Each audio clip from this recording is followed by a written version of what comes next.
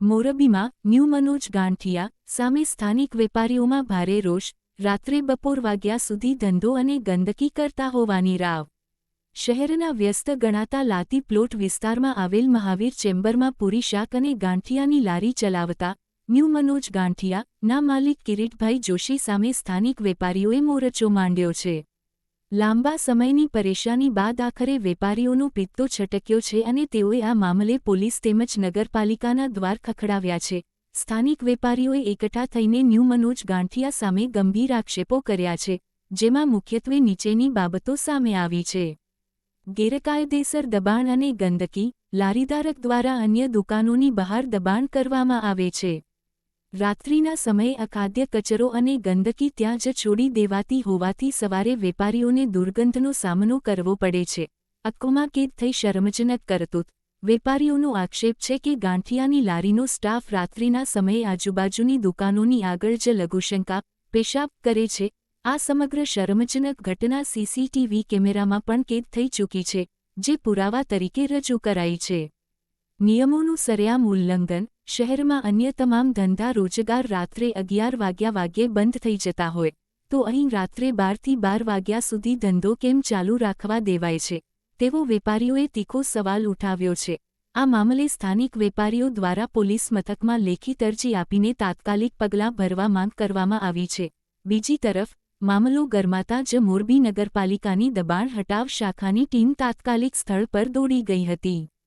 પાલિકાના અધિકારીઓએ સ્થિતિની સમીક્ષા કરી વેપારીઓને ખાતરી આપી છે કે આ દબાણ અને ગંદકીના ન્યુસન્સ સામે ટૂંક સમયમાં જ યોગ્ય અને કડક કાનૂની કાર્યવાહી કરવામાં આવશે. રિપોર્ટર ધવલ ત્રિવેદી. હાલ શું પોઝિશન છે? આપણે અહીંયા છે ને અમારી શેરી છે એ બ્લોક કરી દીધી છે મનોજભાઈ પૂરી શાક ગાંઠિયાવાળાએ. ગેરકાયદેસર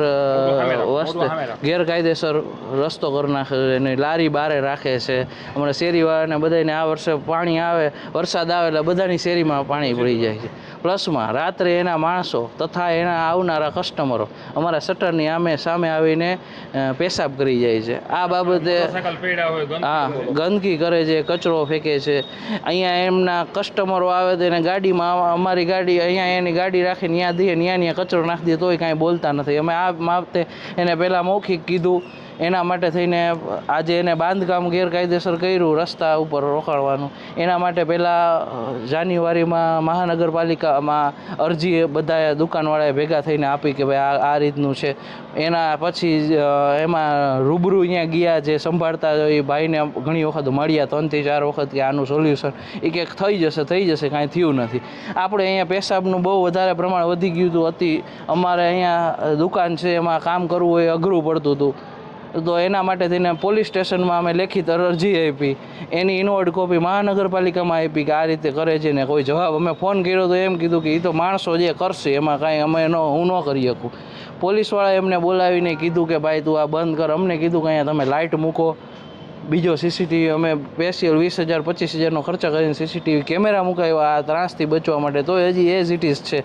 એમના તરફથી કોઈ ઓલું થતું નથી. રાત્રે 2 વાગ્યા લગી 2:30 વાગ્યા લગી ધંધો કરે છે. એ ગેરકાયદેસર હોવા છતાંય આપણે બોલતા નથી કે ભાઈ ભલે વાંધો નહીં, એમને વાંધો નથી. એક તો રાતના ધંધો કરવો ને તોય આ રીતે નડવું, શેરીમાં ગેરકાયદેસર બાંધકામ કરવું, બધાને આનાથી પ્રોબ્લેમ છે. આનું સોલ્યુશન જલ્દી મહાનગરપાલિકા, પોલીસ સ્ટેશન, કલેક્ટરશ્રી, મહાનગરપાલિકાના નવા મેડમ શ્રી જે પણ હોય, જે જલ્દીથી કરી શકે એની અમારી નમ્ર વિનંતી છે. આનાથી ખૂબ જ પીડાય છે.